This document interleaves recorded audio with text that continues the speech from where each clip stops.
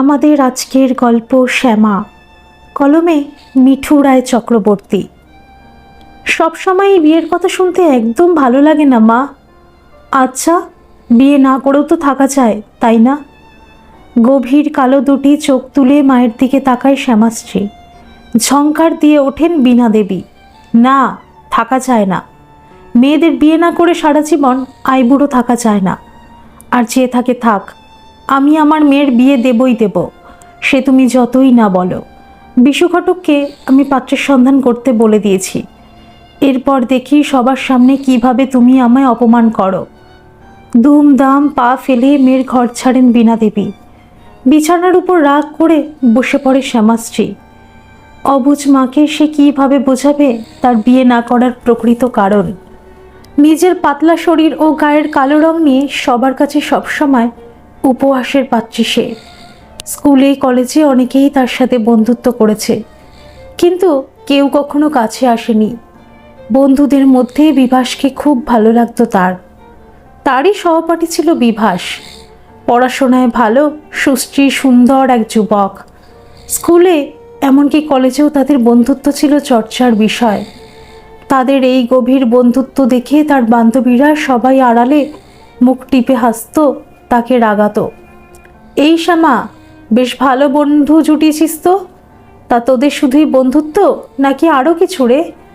আমাদের তো মনে হয় ডুবে ডুবে জল খাস তোরা।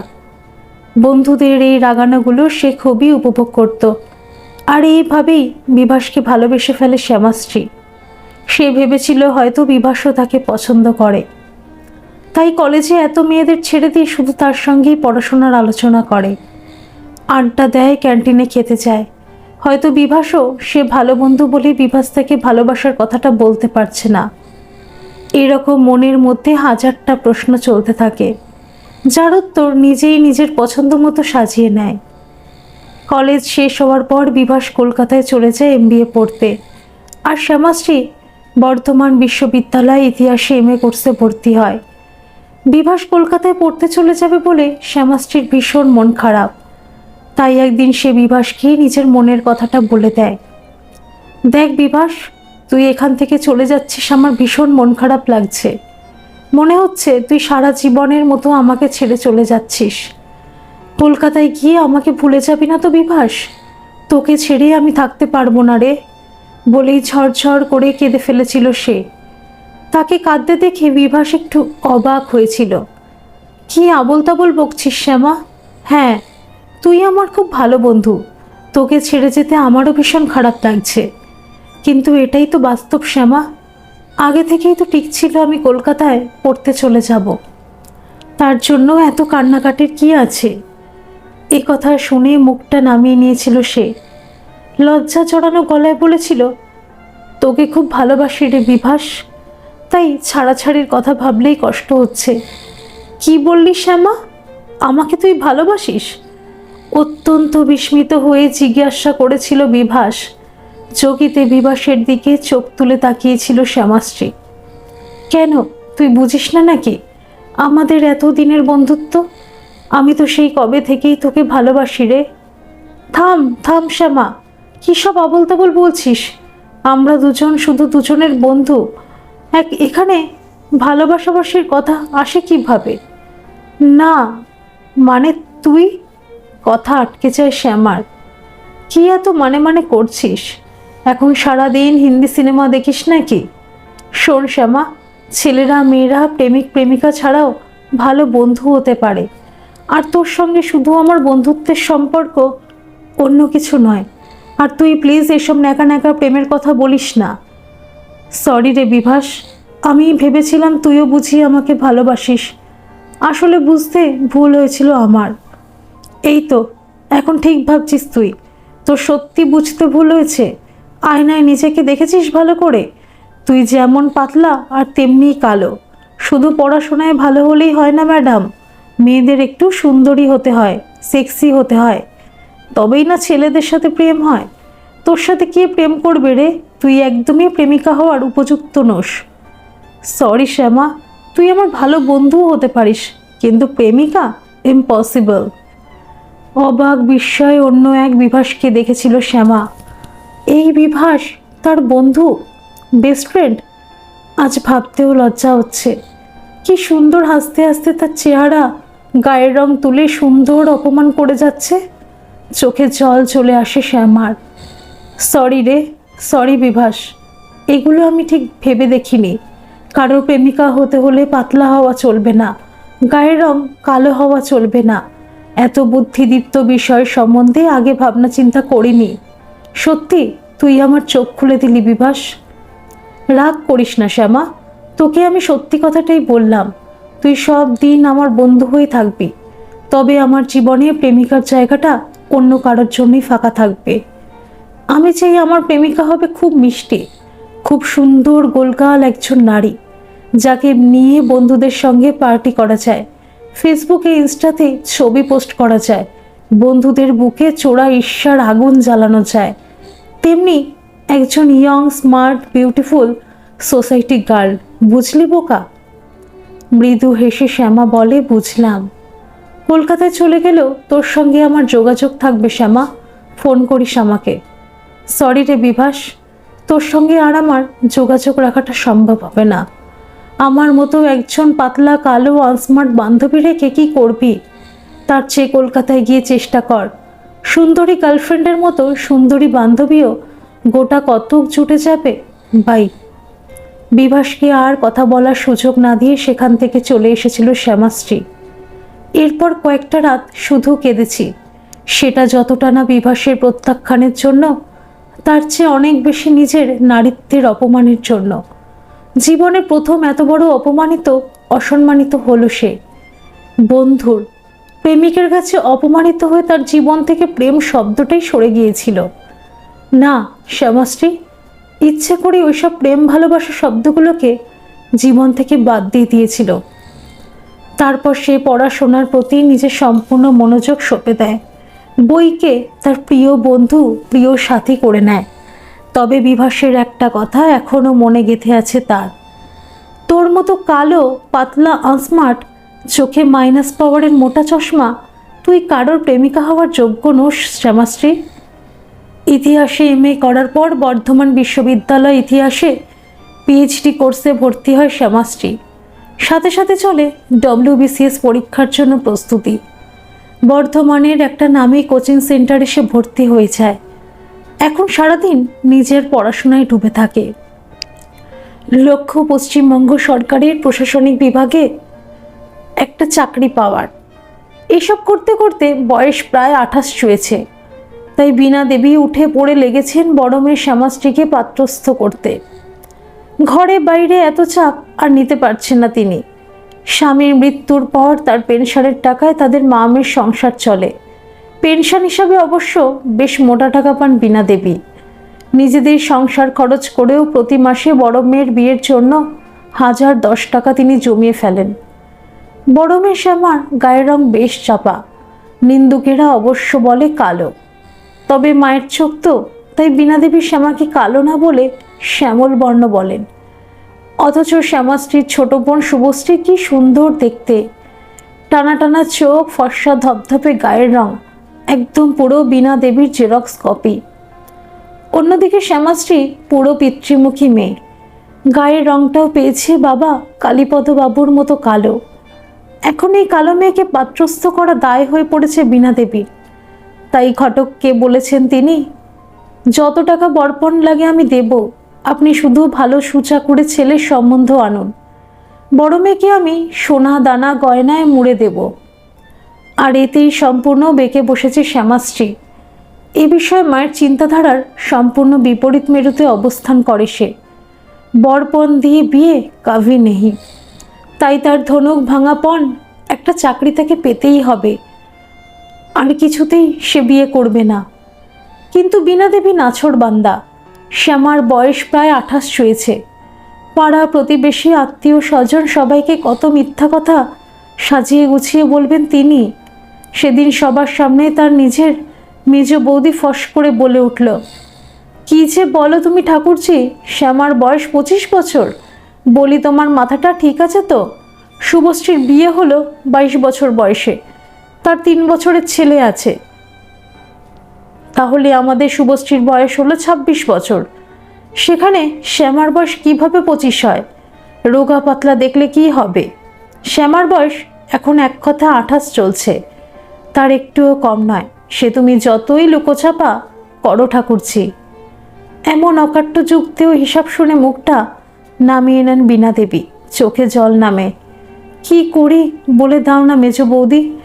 একে মেয়ে আমার রোগা, কালো, তার উপর এত বয়স জানলে আর কেউ ওকে বিয়ে করতে রাজি হবে? আমার হয়েছে যত জ্বালা। ওর ছোটর বোন শুভর বিয়ে হয়ে গেল, বাচ্চা হয়ে গেল, আর উনি চিরকুমারী থাকবেন, সংসার করবেন না। একে নিয়ে আমার বেঁচে থেকেও শান্তি নেই, আর মরে গিয়েও শান্তি পাবো না। কি জ্বালায় যে চলছি তা ভগবানই জানেন। যাকে নিয়ে এত কথা সেই শ্যামাশ্রী নির্বিকার, চুপচাপ সবার সব কথা এক কানে শুনেও অপর কান দিয়ে বের করে দেয়। আগে শুনেছিল সে প্রেমিকা হওয়ার যোগ্য নয়, এবার শুনল সে নাকি ম্যারেজ মেটেরিয়াল নয়। ঘটনাটা এই রকম ছিল। ছোট বোন শুভশ্রীর সঙ্গে তার স্বামী তথাগত দিন দুয়েকের জন্য তাদের বাড়ি এসেছে। বোন আসাতে সে ভীষণ খুশি, কারণ বোনের সাথে অহিনবাবু এসেছে। পুচকেটা এসেই মনেই মনেই করে তার সাথে লেপটে গেছে।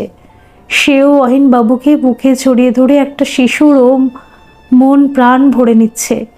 মাসি বোন পরে রসায়ন দেখে বোন ভগ্নিপতি খুশি হলেও যথারীতি মা বীণা দেবী তার দুঃখের ঝাঁপি খুলে বসেন। সময় বিয়ে করলে এতদিনে অহিনের মতো তোরও একটা ছেলে মেয়ে হয়ে যেত শ্যামা।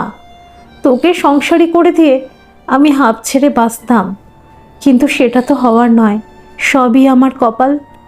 তারপর একটা দীর্ঘশ্বাস ছেড়ে বললেন, বাবা তথাগত, তোমার সঙ্গে তো শ্যামার বেশ ভালোই ভাব আছে বাবা। সারাদিন দুজনে পড়াশোনা রাজনীতি দিয়ে আলাপ আলোচনা করছো। তুমি একটু বোঝাও না বাবা শ্যামাকে, যেন বিয়েতে মত করে। ও বিয়েতে রাজি হলেই আমি পাত্রদের বাড়িতে দেখতে আসতে বলতে পারবো। এখন মেয়ের মেজাজের ভয় কিচ্ছু বলতে পারি না। পরপর বেশ কয়েকটা সম্বন্ধ ভেঙে গেছে তো। শ্যামা আমাকে হুমকি দিয়ে রেখেছে, সম্বন্ধ দেখলেই পাত্রপক্ষ ওকে দেখতে এলেই ও বাড়ি ছেড়ে মেসে চলে যাবে। সেটা আরও বেশি কেলেঙ্কারি বাবা, তাই জোর করে বেশি কিছু বলতে বা করতে পারি না। শ্যামাকে তুমি প্লিজ একটু বোঝাও না বাবা। তারপর তোমার বন্ধু বান্ধব আত্মীয় স্বজন অফিস কলিগদের মধ্যে ভালো ছেলের একটু খোঁজ খবর লাগাও বাবা। তোমার পরিচিত বললে শ্যামা না করতে পারবে না। দিদির বিয়ের জন্য এটুকু চেষ্টা করো। শুভ, তোমার মা কি তার বড় কন্যা স্নেহে অন্ধ হয়ে গেছেন? নিজের মেয়ের চেহারাটা চোখে দেখতে পান না? শ্যামা যেমন রোগা তেমনি কালো, অন্ধকারে দাঁড়িয়ে থাকলে লোকে ভূত বলে ভয় পাবে। এছাড়া ফিগার বলে ওর কিছু আছে নাকি? ওই তো কাঠের পাটার মতো চেহারা। ওকে বিয়ে করে ওর বর কি সুখ পাবে? শ্যামা একদম ম্যারেজ মেটেরিয়াল নয়। আমাকে বিয়ে করতে বললে আমি জীবনেও শ্যামার দিকে ফিরে তাকাতাম না। সেখানে আমার পরিচিতদের কাছে কিভাবে এরকম হিজড়ে মার্কা বড়শালীর সম্বন্ধ নিয়ে যাব? আমার আত্মসম্মান বলে কিছুই অবশিষ্ট থাকবে না। তোমার মাটা একদম যাচ্ছে তাই শুভ, বুঝে শুনে কথা বলেন না। আসলে দিদি পুরো আমার বাবার মতো, আর আমি আমার মায়ের মতো, শুভশ্রী বলে। ভাগ্যিস তুমি শ্যামার মতো নও। তুমি সুন্দরী, সেক্সি, স্বাস্থ্যবতী, একদম পারফেক্ট নারী। তাই তো এক দেখাতেই তোমাকে আমি পছন্দ করে নিয়েছি, আর আমার বউকে আমি খুব ভালোবাসি। স্বামী স্ত্রীর খুনসুটিতে পুরো ঘরটা ভরে ওঠে। ঘুমন্ত অহিনকে বোনের ঘরে শোয়াতে আসছিল শ্যামা। দরজার বাইরে দাঁড়িয়ে পুরো আলোচনাটা শোনে। অহিনকে নিয়ে আবার নিজের রুমে চলে যায়। অহিনকে বিছানায় শুয়ে দিয়ে নিজে পড়ার টেবিলে গিয়ে বসে। তারপর গভীর চিন্তায় ডুব দেয়। ম্যারেজ মেটেরিয়াল কথাটা মস্তিষ্কের প্রতিটি স্নায়ুতন্ত্রে আঘাত করে শ্যামার। নিজের মনেই কথাটার বাংলা অর্থ করে বিবাহের জন্য প্রয়োজনীয় বস্তু। এরকম অর্থ হয়তো হবে কথাটার।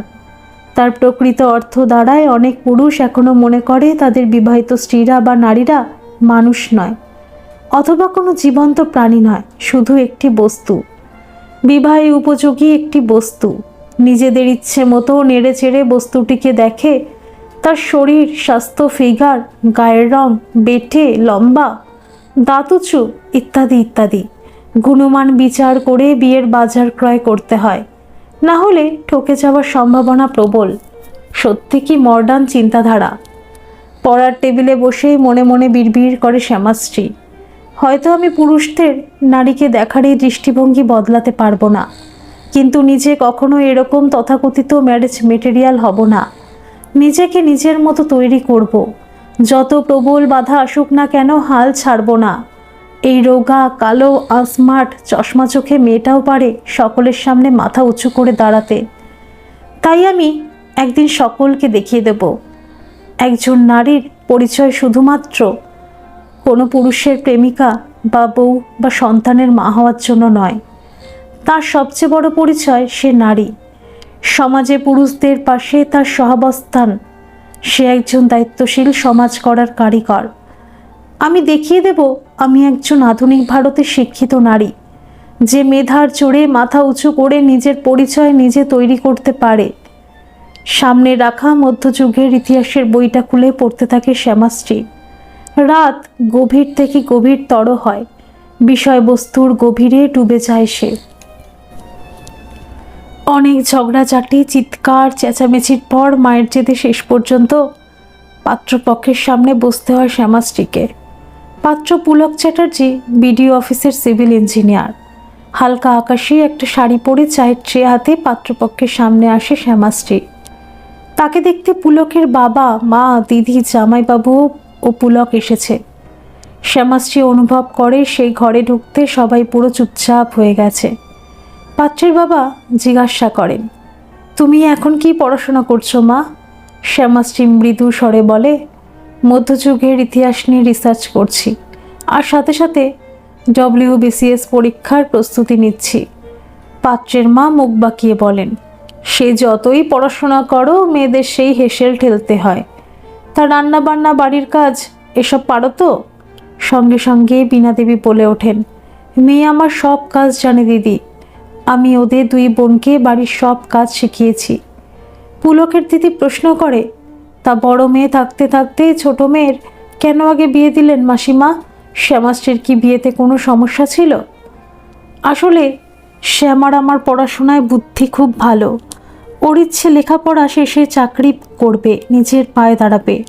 আর আমার ছোট মেয়ে শুভশ্রীকে একটা বিয়ে বাড়িতে দেখে জামাই তথাকথার খুব পছন্দ হয়ে যায়। তাই শ্যামার আগে শুভর বিয়ে দিতে আমি এক প্রকার বাধ্য হই। এত গল্পের মাঝে শ্যামা পুলকের দিকে চোখ তুলে তাকায়। দেখে সে নিবিষ্ট মনে নিজের মোবাইলের স্ক্রিনের দিকে তাকিয়ে আছে। পাত্রী দেখায় যেন তার কোনো উৎসাহ নেই। কিছুক্ষণ পর বীণা দেবী জিজ্ঞাসা করেন, বাবা পুলক, তোমার যদি শ্যামাকে আলাদা করে কিছু জিজ্ঞাসা করার থাকে তাহলে তোমরা দুজন কথা বলে নাও। চমকে উঠে পুলক, গম্ভীর গলায় বলে, না না, ঠিক আছে, বাবা মা দিদি কথা বলছে তো, আমার আলাদা করে কোনো জিজ্ঞাস্য কিচ্ছু নেই। নিজেকে ভীষণ অপমানিত লাগে শ্যামার। সে পরিষ্কার বুঝতে পারে পুলক ও তার পরিবারে তাকে একটুও পছন্দ হয়নি। তবুও তার মা নিজে উপযাজক হয়ে একগাদা অপ্রয়োজনীয় কথা বলে চলেছে। এখান থেকে উঠে নিজের ঘরে চলে যায় শ্যামা। কিছুক্ষণ পর শুনতে পায় কে যেন ফোনে কথা বলছে। নিজের ঘর থেকে বারান্দায় বেরিয়ে দেখে বাগানের দিকে এসে পুলক কারোর সঙ্গে ফোনে কথা বলছে। আর বলিস না ভাই, আজকের বিকেলটাই মাটি হয়ে গেল। ঘটকের কথা শুনে পাত্রী দেখতে এসে এমন ফেসেছি আমরা। মেয়েটা যেমন রোগা তেমনি বাজে দেখতে, এমন মেয়েকে কে বিয়ে করবে? আমি একটা সরকারি চাকরি করি, বউকে নিয়ে বন্ধুদের সামনে, অফিস কলিগদের সামনে বের হতে হবে তো। আমার পাশে এই কালো মেয়ে, নো ওয়ে বস। এই কথাগুলো শুনে মনটা বিষাদে ভরে যায় শ্যামার। বিয়ে শব্দটার প্রতি একটা বিতৃষ্ণা চলে আসে। স্বভাবতই এই সম্বন্ধটা ভেঙে যায়। ভীষণ মুষড়ে পড়েন বীণা দেবী। বারবার কপাল চাপড়ান, নিজের ভাগ্যকে দোষারোপ করেন। শুভশ্রী ফোন করে বলে, তোর এবারও সম্বন্ধটা ভেঙে গেল দিদি। কি যে করিস সারাদিন বইয়ের মধ্যে মুখ গুজে বসে থেকে। কতবার করে বললাম পাত্রপক্ষ আসার আগে পার্লারে গিয়ে একবার ফেসিয়াল করে আয়, চুলে হেয়ার স্পা করা। তা শুনলি আমার কথা? পার্লার থেকে একটু মেকআপ করে সেজে গুজে এসে পাত্রপক্ষের সামনে বসতে বলেছিলাম, তাও কথা শুনিসনি। শোন দিদি, ছেলেদের কাছে মেয়েদের রূপটাই আসল। পেহলে দর্শনধারী বাদ মে গুণ বিচারি। তা তোর যা রূপের ছিঁড়ি, তোর দিকে কোনো ছেলের তাকানোই মুশকিল। ওই মেকআপ করে নিজেকে স্মার্ট সাজিয়ে যদি পুরুষদের মন ভোলাতে পারিস তো দেখ, না হলে এ জন্মে তোর বিয়ে করা হবে না। নিজের বোনের সব কথা উপদেশগুলো চুপচাপ শক্তভাবে হজম করে সে। নিজের ছোট বোন তাকে বিয়ের উপযোগী হওয়ার পরামর্শ দিচ্ছে। শুভর কথাগুলো, অপমানগুলো খুব বুকে বাজে। ছোট মেয়েকে সমানে সঙ্গ দেন বীণা দেবী। সবই আমার দুর্ভাগ্য রে শুভ, এই মেয়ে ভীষণ জেদি। তোর আমার পরামর্শ কেন শুনবে বলতে পারিস? শ্যামাশ্রীর মনে হয় এই পৃথিবীতে সে বড় একা। নিজের সবচেয়ে কাছের দুজন মা ও বোন এক পক্ষে আর সে বিপরীত পক্ষে। মা ও বোনের কথা শুনে মনে হয় সে যেন ইচ্ছে করে সম্বন্ধগুলো ভাঙছে, যেন ইচ্ছে করে রোগা হয়েছে, ইচ্ছে করেই গায়ে কালি মেখে আছে। এত কিছু জন্য বুঝি সেই দায়। অভিমানে চোখ দিয়ে গরম জলের স্রোত বয়ে যায়। চুপচাপ সে বাবার ছবিটার কাছে গিয়ে দাঁড়ায়। বাবা, কেন আমি তোমার মতো কালো হলাম? মায়ের মতো, শুভর মতো ফর্সা হলে, সুন্দর হলে কত ভালো হতো। আমাকে নিয়ে মায়ের বোনের কোনো সমস্যা থাকতো না। কেন সবাই শুধু আমার শারীরিক গঠন দেখে, গায়ের রং দেখে আমাকে বিচার করে?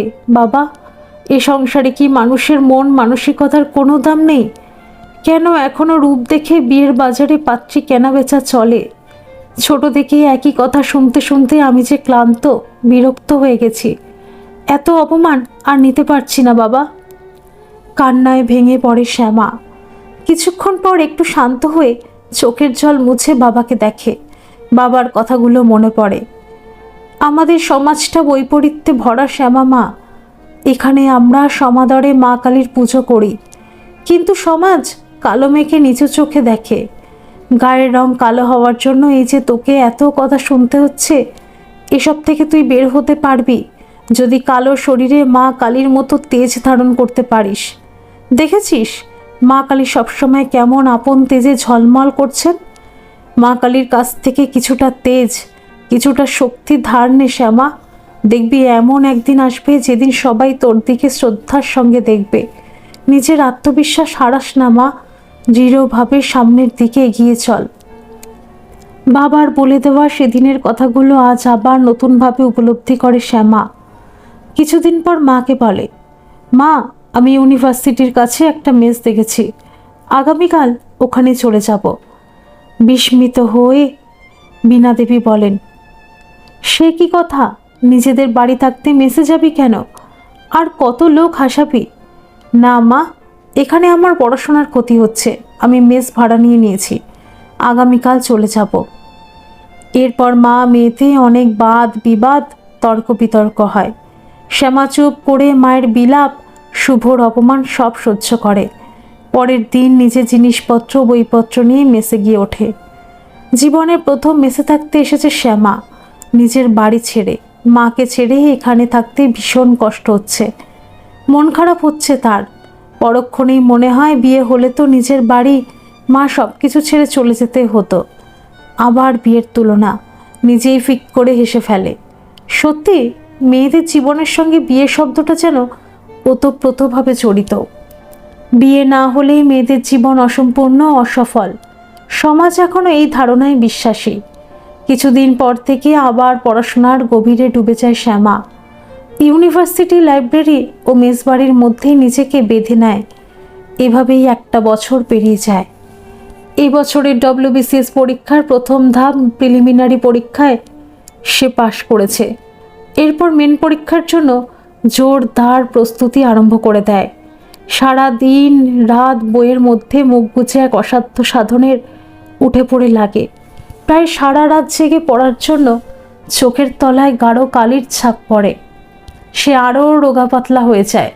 তার এত কঠিন সাধনা খুব তাড়াতাড়ি সুফল পায় শ্যামা। এরপর একে একে মেন পরীক্ষা, ইন্টারভিউ সমস্ত কিছুতেই সাফল্যের সঙ্গে সে উত্তীর্ণ হয়। শুধু উত্তীর্ণ হওয়া নয়, WBCS পরীক্ষায় অত্যন্ত ভালো রেজাল্ট করে সে এই গ্রুপে অফিসার পদের জন্য নির্বাচিত হয়। তারপর কলকাতায় 2 বছর প্রফেশনাল ট্রেনিং চলে। ট্রেনিংয়ের পর মুর্শিদাবাদ জেলার বহরমপুরের এক ব্লকের BDO হিসেবে যোগদান করে শ্যামাশ্রী চক্রবর্তী। প্রথম পোস্টিং মুর্শিদাবাদের বহরমপুরে পেয়ে মাকে সঙ্গে করে নিজের কোয়ার্টারে নিয়ে যায় শ্যামা। মায়ের সঙ্গে দূরত্বটা অনেক দিন আগেই অবশ্য কেটে গিয়েছিল। তার বাড়ি ছেড়ে মেসে ওঠার 1 বছরের মাথায় হঠাৎ অসুস্থ হয়ে পড়েন বীণা দেবী। শুভ তার নিজের সংসারেই ব্যস্ত। অগতির গতি সেই বড় মেয়ে।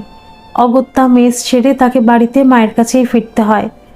অসুস্থ বীণা দেবীকে ডাক্তার দেখিয়ে সেবা যত্ন করে সুস্থ করে তোলে সে। মা মেয়ের মধ্যে একটা মানসিক বন্ধন গড়ে ওঠে। বীণা দেবী এবার বড় মেয়েকে নিজের মতো থাকতে দেন। বাড়িতে থেকেই WBCS এর মেন পরীক্ষা, ইন্টারভিউ সব সে দিয়েছিল। এখন আর বীণা দেবী বিয়ে করে বিরক্ত করেন না তাকে। এখন বরং বড় মেয়ের প্রতি অনেক প্রসন্ন তিনি। বড় মেয়ে বিডিওর চাকরি পেতে গর্বে বুকটা ফুলে ওঠে তার। প্রতিবেশী আত্মীয় স্বজন সবাইকে আনন্দের সঙ্গে মিষ্টিমুখ করান। দিদি চাকরি পেতে শুভশ্রীও তথাগত ভীষণ খুশি। শ্যামাশ্রীর চাকরি পাওয়া উপলক্ষে বাড়িতে একটা ছোটোখাটো খাওয়া দাওয়ার ব্যবস্থাও করেন বীণা দেবী। নিজেদের সব আত্মীয় স্বজন পাড়া প্রতিবেশীকে নেমন্তন্ন করেন। বাড়িতে ভীষণ খুশির পরিবেশ, আনন্দের পরিবেশ। তথাগত হাসতে হাসতে বড় শালিকাকে বলে, আমি জানতাম তুমি একদিন সফল হবেই শ্যামা। আফটার অল তুমি ভীষণ ট্যালেন্টেড একটা মেয়ে। আমি তো শুভকে সবসময় বলি, দেখো তোমার দিদি কত মেধাবী আর তোমার মাথায় গোবর ভরা। কপট রাগ দেখায় শুভশ্রী। আমার মাথায় গোবর থাকলে কি এত সুন্দর করে সাজিয়ে গুছিয়ে তোমার সংসার করছে শুনি? তারপর এসে শ্যামাশ্রীকে জড়িয়ে ধরে বলে, এই দিদি তুই তো অনেক টাকা বেতন পাবি রে। আমি কিন্তু তোর কাছে শাড়ি টাড়ি এসব কিচ্ছু নেব না। আমি একটা সোনার বিছে হার নেব, সব সময় গলায় পড়ে থাকবো। শ্বশুরবাড়ির সবাইকে দেখিয়ে বলবো, দেখো এটা আমার দিদি তার বেতনের টাকা থেকে কিনে দিয়েছে। কী রে দিদি, কিনে দিবি না আমাকে? বীণা দেবী হেসে বলেন, কেন দেবে না শুভ? শ্যামা তোকে নিশ্চয়ই বিছেহার করিয়ে দেবে। তুই ওর একটা মাত্র বোন, তোর আবদার রাখবে না তো কার রাখবে? তাছাড়া শ্যামা টাকা পয়সা দেবেই বা কাকে? ওর নিজের তো সংসার নেই, বোনের ছোটোখাটো আবদার কেন রাখবে না? এবারও চুপ করে থাকে শ্যামা। মা আর শুভর মাঝে নিজেকে বড় একা মনে হয় তার। মা কেন সবসময় শুভর প্রতি এতটা পক্ষপাতিত্ব করে সে বুঝতে পারে না। মা সব সময় শুভর করলে ঝোল টেনে কথা বলে। এই বিষয়টা খারাপ লাগলেও সব সময় তা মেনে নিতে হয় তাকে। প্রতিবাদ করলেই একটা অযথা ঝগড়ার সৃষ্টি হবে। তথাগত আবার হাসতে হাসতে বলে, তোমার জন্য আমার ভীষণ গর্ব হয় শ্যামা। WBCS এর গ্রুপ এ বিভাগে নিয়োগ পাওয়া কোনো সোজা কথা নয়। আমি তো আমার বন্ধুদের, অফিস কলিগদের ডেকে ডেকে বলেছি, আমার বড় শালি বিডিও হয়েছে। আমার বস পর্যন্ত শুনে আমাকে অভিনন্দন জানালেন। চকিতে তথাগতর পূর্বের কথাগুলো মনে পড়ে তার, আর ভীষণ হাসি পায়। মনে মনে ভাবে, যাক তথাগতর এখন এই হিজড়ে মার্কা বড় শালিকাকে নিয়ে তাহলে গর্ব হয়। নিজের পরিবারের কাছের মানুষদের চোখে নিজের এই প্রথম সম্মান দেখতে পায় শ্যামা। এখন সবাই যেন হঠাৎ করে তার রোগা হওয়া, কালো হওয়া, বিয়ে না হওয়া এসব দোষ দেখতে পাচ্ছে না। এখন সবাই প্রশংসা করছে ছোট থেকে সে কত মেধাবী, পড়াশোনায় কত ভালো, এসব কথা আলোচনা করে। বিশ্ব নিন্দুক মেজ মামি পর্যন্ত বলে বেড়াচ্ছে, শ্যামা মা তুই আমাদের পরিবারের গর্ব। আমাদের পরিবারে এখনো পর্যন্ত এত বড় মাপের চাকরি কেউ পায়নি। তুই আমাদের সবার মাথা উঁচু করেছিস। মেজ বৌদির প্রশংসাতে ভীষণ গর্বিত হন বীণা দেবী। কার মেয়ে সেটা দেখতে হবে তো মেজ বৌদি। মেয়েকে কেমন মানুষ করেছি সেটাও তো দেখতে হবে। সব শখ সাধ ভুলে ওর পড়াশোনার পিছনে পড়ে থেকেছি, তবেই না মেয়ে আমার আজ সফল। কৃতি সন্তানের সাফল্যের পিছনে সবচেয়ে বেশি ভূমিকা থাকে তার মায়ের। মা ত্যাগ স্বীকার না করলে সন্তান বড় হয় না, সফল হয় না। সোফায় চুপচাপ বসে মায়ের কথাগুলো শুনতে শুনতে ভাবে শ্যামাশ্রী, ইস, মায়ের কথাগুলো যদি কিছু পরিমাণ হলেও সত্যি হতো তাহলে আমার জীবনটা আরও সুন্দর হতো। তবু এখন মায়ের এই কথাগুলো কানে মধু বর্ষণ করে শ্যামার। জীবনে এই প্রথম মা তার প্রতি প্রসন্ন হয়েছে, মন খুলে তার প্রশংসা করছে। এতেই মনটা তার আত্মবিশ্বাসে ভরে ওঠে। মুর্শিদাবাদের বহরমপুরে এসে মনটা ভীষণ ভালো হয়ে যায় তার। বিডিও অফিসের দায়িত্ব সামলে ছুটির দিন দেখে সে মাকে নিয়ে ঘুরতে বেরিয়ে পড়ে। মুর্শিদাবাদ একটা প্রসিদ্ধ ঐতিহাসিক স্থান। নবাব আলীবর্দী খাঁ, নবাব মুর্শিদ কুলি খাঁয়ের কত স্থাপত্য ছড়িয়ে আছে গোটা মুর্শিদাবাদ জুড়ে। এখানেই পলাশীর প্রান্তরে বাংলার শেষ স্বাধীন নবাব সিরাজের পতন হয়েছিল। হাজার দুয়ারির প্রাসাদ, জগৎ শেঠের বাড়ি, নবাবদের সমাধি, এখানে ইতিহাস যেন কথা বলে। ইতিহাসের ছাত্রী শ্যামা প্রাণ ভরে এসব স্থান ঘুরে দেখে। নতুন অফিসে কাজের চাপ প্রচণ্ড। কাজের মধ্যেই নিজেকে সে সবসময় নিয়োজিত রাখে।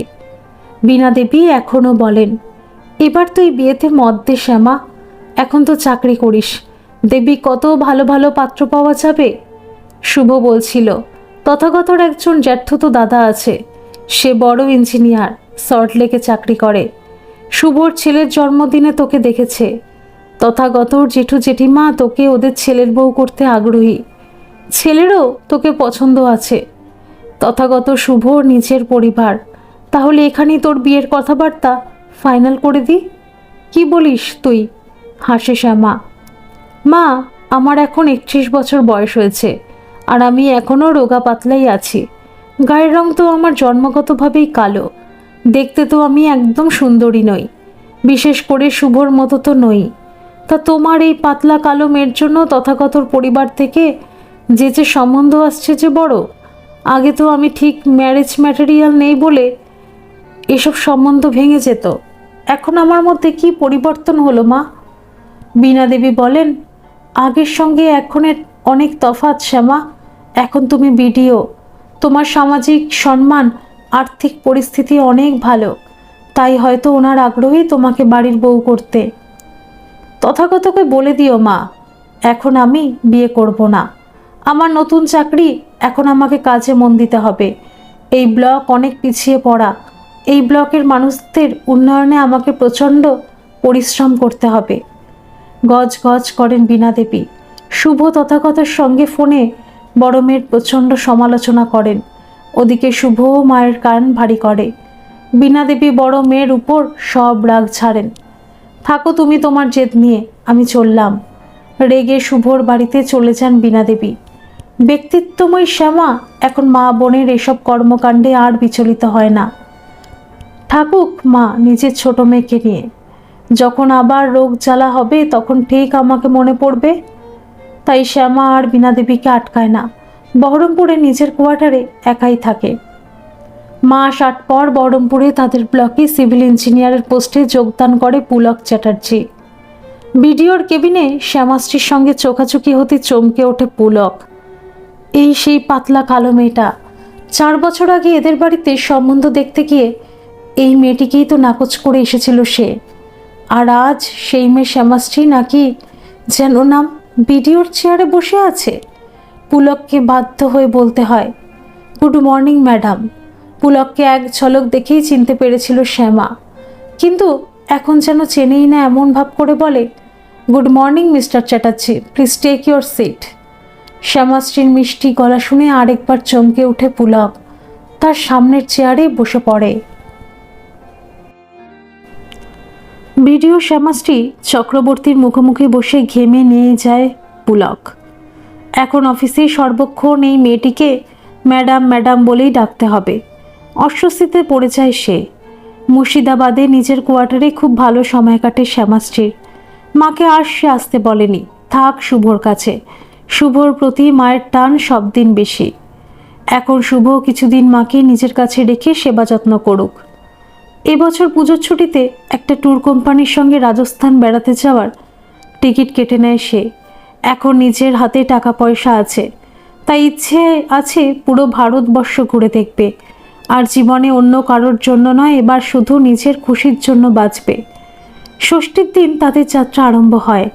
মুর্শিদাবাদ থেকে সে প্রথমে হাওড়া স্টেশনে আসে। সেখানে এই ভ্রমণ সংস্থার সঙ্গে যাওয়া পরিবারগুলোর সদস্যদের সঙ্গে পরিচয় হয় তার। ষষ্ঠীর সন্ধ্যায় হাওড়া থেকে ট্রেনে চেপে তারা রাজস্থানের উদ্দেশ্যে রওনা দেয়। বাড়ি থেকে একা প্রথম বেরিয়ে সে ভীষণ আনন্দিত হয়। ট্রেনে জানালার দিকে তাকিয়ে থাকতে থাকতে নিজের মনে গুনগুন করে গেয়ে ওঠে, কোথাও আমার হারিয়ে যাওয়ার নেই মানা মনে মনে। আর একটু গলা ছেড়ে গান ম্যাডাম, এই অদমকে একটু শুনতে অনুমতি দিন। হঠাৎ পুরুষ কণ্ঠে চমকে ওঠে শ্যামাশ্রী, লজ্জা পেয়ে গুটিয়ে যায়। হাই, আমি অনিকেত বসু। আপনি? শ্যামাশ্রী, শ্যামাশ্রী চক্রবর্তী। হ্যাঁ হ্যাঁ, আপনার নাম শুনেছি।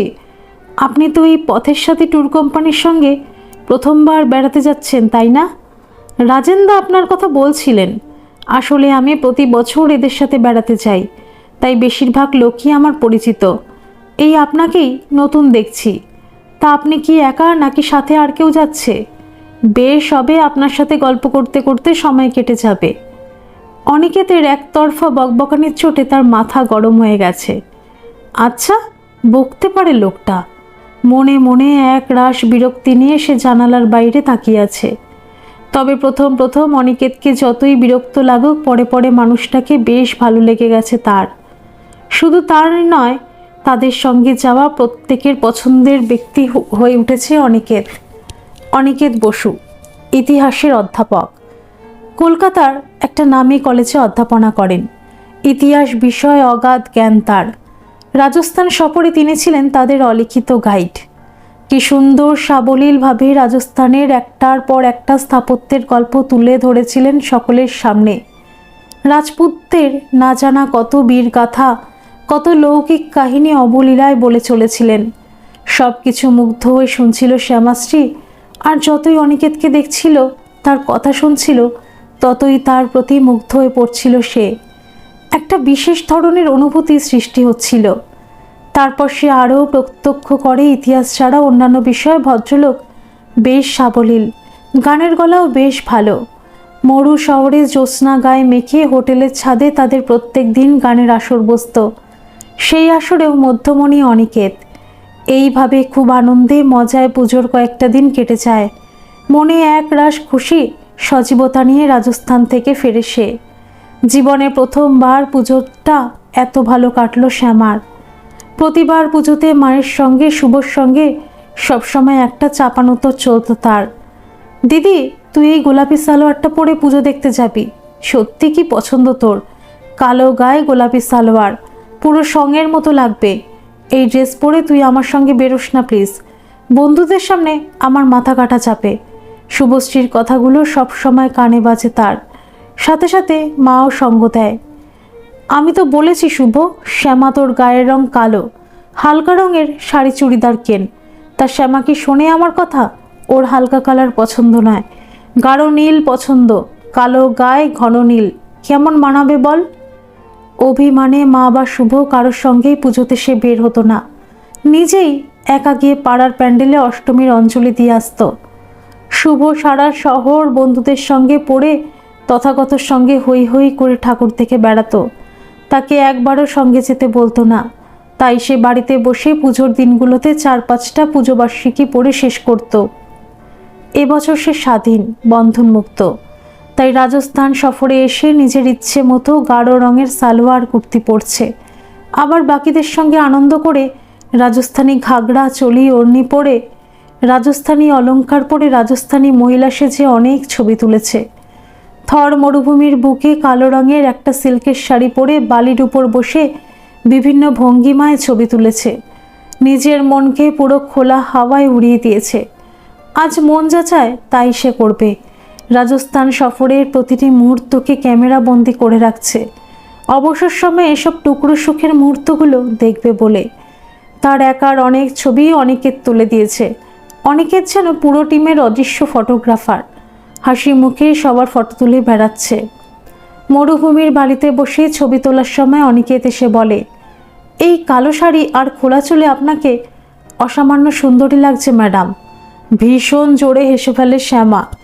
আপনার মাথা খারাপ হয়েছে অনিকেত বাবু, না হলে চোখ খারাপ। আপনি তাড়াতাড়ি চোখের ডাক্তার দেখান। আমাকে আপনি সুন্দরী দেখছেন, আর আমার কালো শরীরে কালো শাড়ি এটা সুন্দর। আমার মন, মা, বোন আমাকে কালো শাড়িতে দেখলেই হাসবে। অবাক চোখে শ্যামার দিকে তাকিয়ে থাকে অনিকেত। উদাস শ্যামা বলে চলে, সমাজে কালো মেয়েদের জন্য অনেক কিছু বারণ অনিকেত বাবু। তাদের মধ্যে একটা কালোদের নাকি গাঢ় রঙের পোশাক মানায় না, আরও অনেক বিষয় আছে, আপনি সব বুঝবেন না।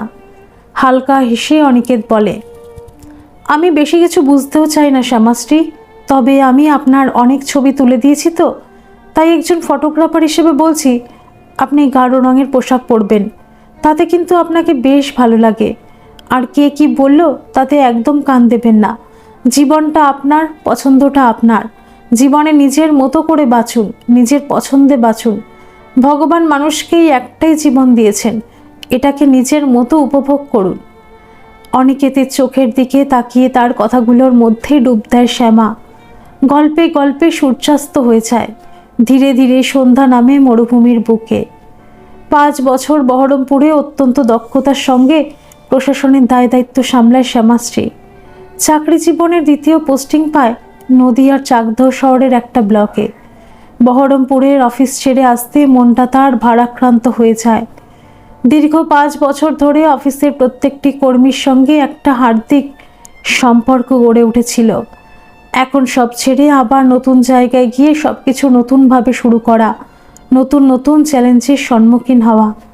তাছাড়া তার জীবনেও নতুন কিছু ঘটতে চলেছে।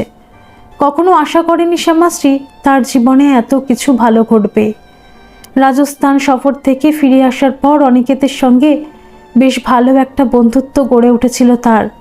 প্রায় প্রতিদিনই রাত্রের দিকে ফোন করত অনিকেত, তার খোঁজ খবর নিত। তারপর নিজেই অনেক হাবিজাবি বকবক করত, তাদের রাজস্থানে কাটানো দিনগুলো নিয়ে আলোচনা করত।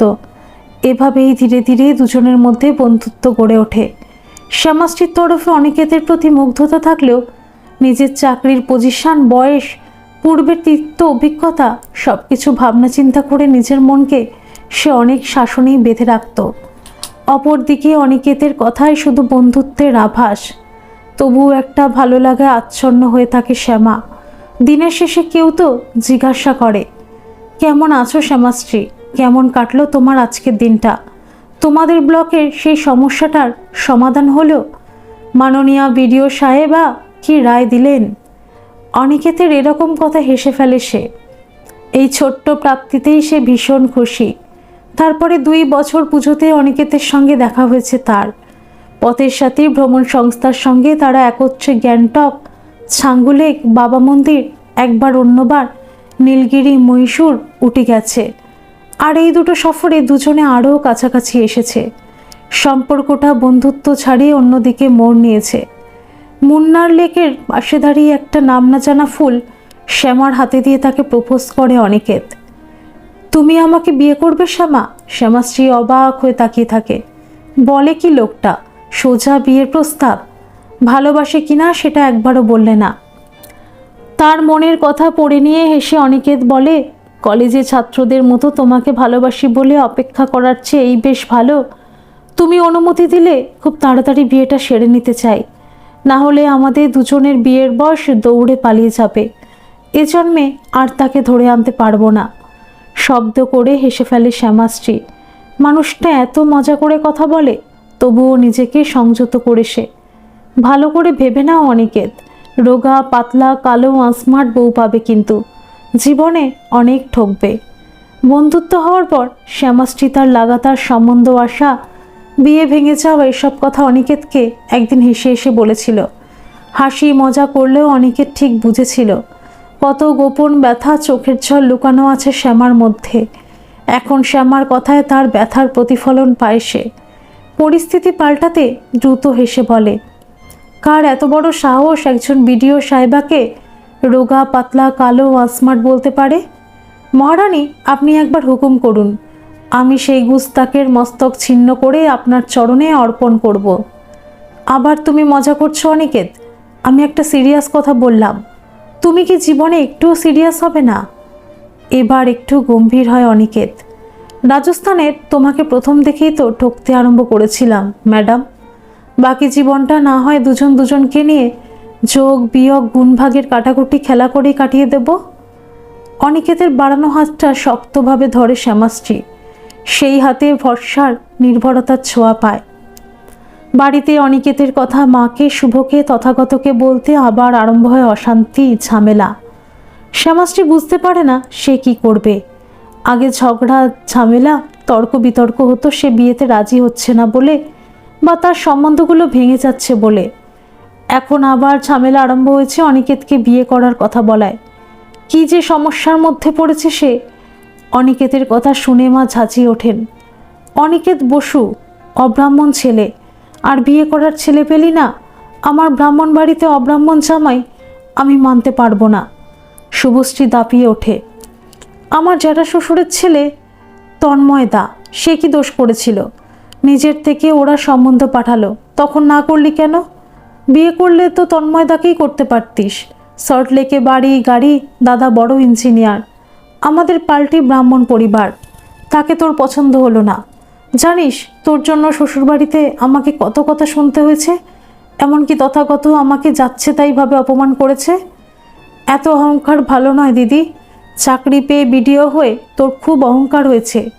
মা বোনের কোনো কথা শুনিস না, এত ভালো সম্বন্ধটা নাকচ করে দিলি। আর এখন কোথাকার কোন অনিকেত বসু, ইতিহাসের অধ্যাপক, তাকে বিয়ে করবি বলে নাচছিস। তাকে আমরা চিনি না জানি? তার স্বভাব চরিত্র কেমন কিভাবে জানবি? দুদিনের পরিচয় গলে গেলি, তার প্রেমে পড়ে গেলি? লোকটা তোকে ঠকাচ্ছে না তো দিদি? নাকি তুই বড় চাকরি করিস বলে তোর পিছনে পড়েছে? না হলে তোর মতো মেয়ের প্রেমে পড়া কোনো লোকের পক্ষে সম্ভব নয়। নিজেকে দেখেছিস আয়নায়? এবার ভীষণ কড়া হয় শ্যামাশ্রী। তুই ছোট শুভ, ছোটর মতো থাক। সব কিছু তোকে না জানলেও চলবে। অনিকেতকেও আমি জানি, চিনি, ব্যাস এটাই যথেষ্ট। আর বিয়ের ব্যাপারে আমার ডিসিশন ফাইনাল। তারপর মায়ের দিকে ফিরে বলে, শোনো মা, মাস 2 পরে আমি অনিকেতকে রেজিস্ট্রি করে বিয়ে করছি। অনুষ্ঠান কিছু করব না। বিয়ের দিন 1000 জন পথশিশু, অনাথ, ভবঘুরে ভিখারি, এদের খাওয়াবো। একটা স্বেচ্ছাসেবী সংস্থার সঙ্গে এ বিষয়ে কথা বলে নিয়েছি, ওরা আমাদের সাহায্য করবে। আর বিয়ের পরে আমরা দুজনে মিলে কলকাতায় বড় করে একটা রিসেপশন পার্টি দেব। আমাদের দুপক্ষেরই বন্ধুবান্ধব, অফিস কলিগ, এদের জন্য। আত্মীয় স্বজনদের কাকে কাকে বলবে তার লিস্ট করে আমাকে দিয়ে দিও প্লিজ। ঠিকানা লিখে কার্ডগুলো সব আমি পাঠিয়ে দেব। অবাক বিস্ময় শ্যামাকে দেখেন বীণা দেবী। শুভ, তথাগত। বীণা দেবী অবাক হয়ে বলেন, তুই সব নিজেই ঠিক করে নিয়েছিস শ্যামা? হ্যাঁ মা, নিজের জীবন নিজেকেই তো সিদ্ধান্ত নিতে হবে। তাছাড়া আমি তো আর কচি খুকি নই। 36 বছর বয়স হয়েছে আমার। তোমাকে কিচ্ছু করতে হবে না, শুধু দাঁড়িয়ে থেকে আমাদের আশীর্বাদ করো। বহরমপুর থেকে আসার সময় অফিস কলিগদের হাতে নিজের বিয়ের কার্ড ধরায় শ্যামা। পুলকের হাতে কার্ড ধরিয়ে বলে, পুলকবাবু, আমি আপনাকে আলাদাভাবে ফ্যামিলি কার্ড করলাম। আমার রিসেপশনে আপনার স্ত্রী মেয়েকে নিয়ে অবশ্যই আসবেন। আপনি এলে আমার ভীষণ ভালো লাগবে, আসবেন প্লিজ। পুলক বলে ওঠে, অবশ্যই ম্যাডাম, আপনি নিজে আমাকে কার্ড দিলেন, আমি অবশ্যই যাব। শ্যামাশ্রী চলে যেতেই কপালের ঘামটা রুমাল দিয়ে মুছে নেয় পুলক। এখনও শ্যামাশ্রীকে সামনে দেখলেই শরীরে বিন্দু বিন্দু ঘাম ফুটে ওঠে তার। খুব ভালোই বিয়ের রিসেপশন কেটে গেছে শ্যামাশ্রীর। অনিকেতকে জামাই হিসেবে পেয়ে বীণা দেবী, শুভ, তথাগত সবাই খুশি। আসলে অনিকেত একাই হাসি মজার কথাবার্তায় সকলের মন জয় করে নিয়েছে। তবে তার মনে সন্দেহ আছে। নিজের পরিবারের লোকদের মন মানসিকতাকে শ্যামা বিন্দুমাত্র বিশ্বাস করে না। ওদের মন এই ভালো এই খারাপ। তবে এখন বেশ হাসি খুশি আছে সবাই। নিজের জীবনের এই শুভ লগ্নে আর মা বোন নিয়ে চিন্তা করতে চায় না শ্যামা, বরং অনিকেতকে নিয়ে বিষয় ভাবতে চায়। বিয়ের পর অনিকেত তাকে বেশ একটা সারপ্রাইজ দিয়েছে। 3 দিনের সংক্ষিপ্ত ট্যুরে তাকে খাজুরাহো নিয়ে এসেছে। সেখানে গিয়ে শ্যামাশ্রীর কানে কানে বলে, সারপ্রাইজ কেমন লাগলো ম্যাডাম? দুজন ইতিহাস প্রেমীর হানিমুন ডেস্টিনেশন ইতিহাসের অলিতে গলিতেই হওয়া উচিত, তাই তোমাকে এখানে আনলাম। অবাক হয়েছে শ্যামাশ্রী। কলেজ জীবন থেকে কতবার ভেবেছে একবার সে খাজুরাহো আসবে, ইতিহাসকে নিজের হাতে ছুঁয়ে দেখবে। কখনো সে সুযোগ হয়নি। অনিকেত কিভাবে জানলো তার মনের কথা? আরও ঘনিষ্ঠ হয় অনিকেত। কি ম্যাডাম, পছন্দ হয়নি জায়গাটা? অনিকেতকে জড়িয়ে ধরে সে বলে, কিভাবে তুমি আমার মনের সব কথা জেনে যাও বলো তো? রিসেপশনে পড়ার জন্য আমার গোলাপি রঙের বেনারসি কিনলে, আবার হানিমুনে আমাকে আমার পছন্দের জায়গায় নিয়ে এলে। ম্যাজিক জানো নাকি অনিত? অনিকেত হেসে বলে, আমি যে তোমার জীবনসাথী ম্যাডাম, তাই এসব একটু আধটু জানতে হয়। সব সময় আমাকে ম্যাডাম ম্যাডাম একদম করবে না।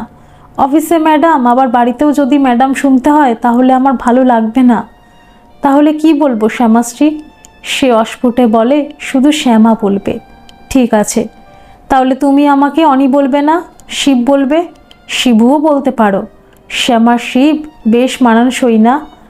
অনিকেতের পিঠে হালকা কিল মারে শ্যামাশ্রী।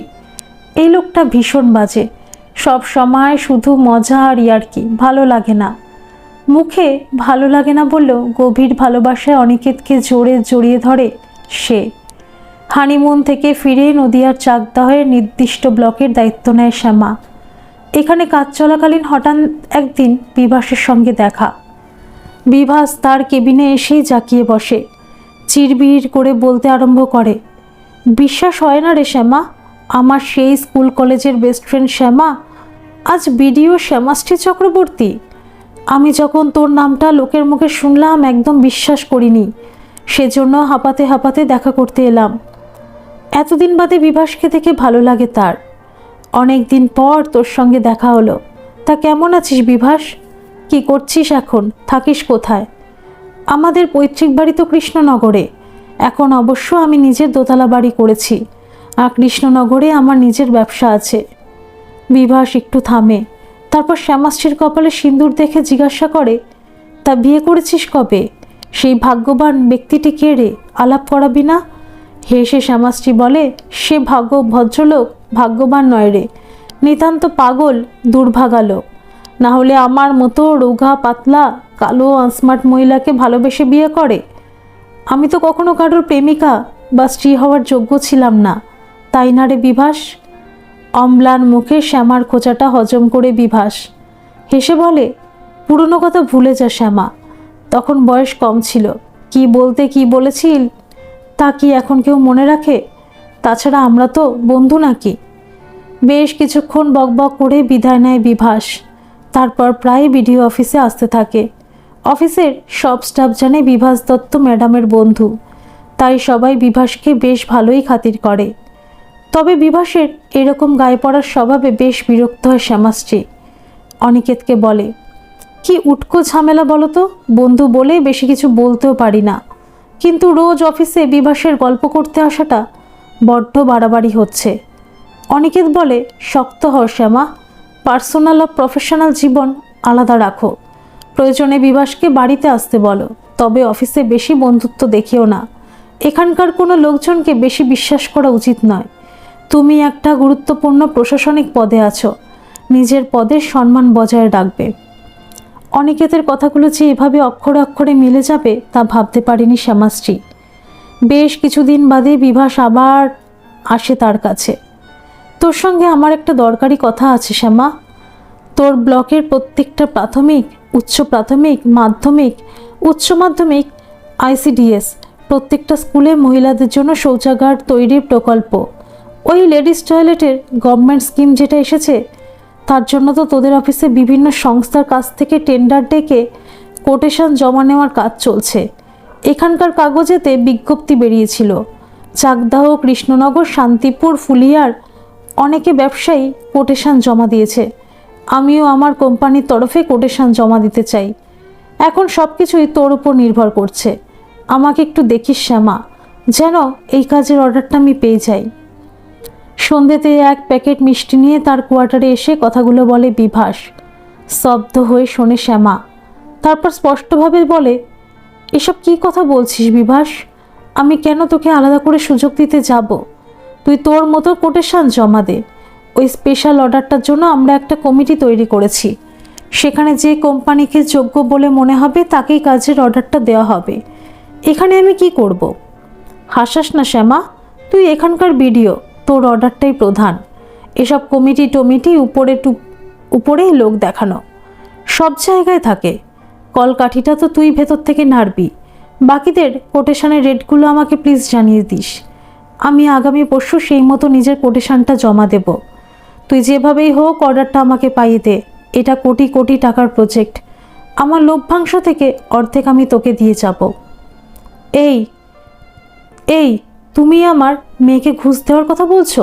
তোমার সাহস তো কম নয়। তুমি শ্যামার বন্ধু না শত্রু? বীণা দেবী উত্তেজিত হয়ে ওঠেন। নদিয়া চাকদহ বিডিও কোয়ার্টারে বড় মেয়ের সঙ্গেই থাকেন বীণা দেবী। অনিকেত শনি ও রবিবারও ছুটি ছাটায় কলকাতা থেকে এখানে আসে। বিভাসে সরাসরি ঘুষ দেওয়ার প্রস্তাবে শক্ত হয়ে যায় শ্যামা। মাথাটা দপ পড়ে চলে ওঠে। কঠিন গলায় বলে, শোন বিভাস, তুই আমার সহপাঠী ছিলি বলে আর এটা তোর প্রথমবার বলে তোকে বেশি কিছু বললাম না। দ্বিতীয়বার কিন্তু আমাকে এসব অনৈতিক কাজ করতে একদম অনুরোধ করবি না, তাহলে আমি লিগ্যাল স্টেপ নেব, পুলিশে ফোন করতে বাধ্য হব। আর তুই সবসময় বন্ধু বন্ধু করিস, আজ জিজ্ঞাসা করছি তোর সঙ্গে আমার কিসের বন্ধুত্ব রে? তোর সঙ্গে বন্ধুত্ব তো অনেক আগেই আমি ত্যাগ করে দিয়েছি। এখন এই গায়ে পড়া বন্ধুত্ব দেখাতে আসিস কি স্বার্থের জন্য, নাকি সুযোগ সুবিধা পাওয়ার জন্য? বিডিও শ্যামাশ্রী চক্রবর্তী এখনো পর্যন্ত কোনো অনৈতিক কাজ করেনি, আর ভবিষ্যতেও করবে না। কথাটা মনে রাখিস বিভাস। ভবিষ্যতে কখনো আমার কোয়ার্টারে বা অফিসে আমার বন্ধুর পরিচয় আসবি না। তোর সুযোগ সন্ধানী রূপটা তো দেখলাম, আর তোর মুখ দেখতে ইচ্ছে নেই। প্লিজ আমার কোয়ার্টার থেকে বেরিয়ে যা। শ্যামাশ্রীর রূপ দেখে মাথা নিচু করে চলে যায় বিভাস। বীণা দেবী বলে ওঠেন, ঠিক করেছিস শ্যামা, এই ধরনের সুযোগ সন্ধানীদের একদম বিশ্বাস করবি না। তোর বাবা ছোটবেলায় তোদের দুই বোনকে শেখাতো না, অন্যায় যে করে আর অন্যায় যে সহে তব ঘৃণা তারে যেন চিনসম দহে। কথাটা মনে রাখবি। জীবনের শেষ দিন পর্যন্ত অন্যায়ের সঙ্গে আপোষ করবি না। শনিবার অনিকেত আসে। বীণা দেবী জামাইকে সেদিনের সব কথা বলেন। অনিকেত অবশ্য শ্যামার মুখে আগেই সব শুনেছিল, তবুও শাশুড়ির কথার উত্তরে বলে, মা, আজ মনে হয় শ্যামাশ্রীর শ্যামা নামটা সার্থক। শ্যামাশ্রীর মধ্যে এখন মা কালীর মতো তেজ প্রকাশ পাচ্ছে। শ্বশুরমশাই তো চাইতেন শ্যামাশ্রী যেন সার্থক নামা হয়। এখন মনে হয় তাই হচ্ছে। তবে আমি তো বেশ ভয় ভয় থাকি মা, শ্যামার কালী তো একই, কবে আমার ধর থেকে মুন্ড আলাদা করে দেবে। বীণা দেবী হেসে ঘরে ঢুকে পড়েন। শ্যামাশ্রী চোখ পাকিয়ে বলে, হচ্ছিল একটা সিরিয়াস আলোচনা, আর তোমার সবেতেই আর কি। হাসে অনিকেত। জীবনে অনেক পার্সোনাল প্রফেশনাল সমস্যা আসবে শ্যামা, সব কিছু তুমি দৃঢ়ভাবে পেরিয়ে যাবে, এটা আমার বিশ্বাস। সাথে আমি আছি তো। পরদিন সকালে একটা গাঢ় সবুজ রঙের শাড়ি পরে চশমা চোখে দীপ্ত পদক্ষেপে এগিয়ে গিয়ে ভিডিও চেয়ারে বসে শ্যামাশ্রী চক্রবর্তী। আজ সারাদিন অনেকগুলো মিটিং করতে হবে, অনেক গুরুত্বপূর্ণ সিদ্ধান্ত নিতে হবে, তারই মানসিক প্রস্তুতি নেয় শ্যামা। ধন্যবাদ সকল বন্ধুরা। এই গল্পটি যদি আপনাদের ভালো লেগে থাকে তাহলে অবশ্যই একটা লাইক করে দেবেন, আর এই চ্যানেলে নতুন হয়ে থাকলে চ্যানেলটিকে সাবস্ক্রাইব করে আমার পাশে থাকবেন, আর পাশে থাকা বেল আইকনটিকে প্রেস করে দেবেন যাতে সমস্ত গল্পের নোটিফিকেশনগুলি সবার প্রথমে আপনাদের কাছে পৌঁছে যায়।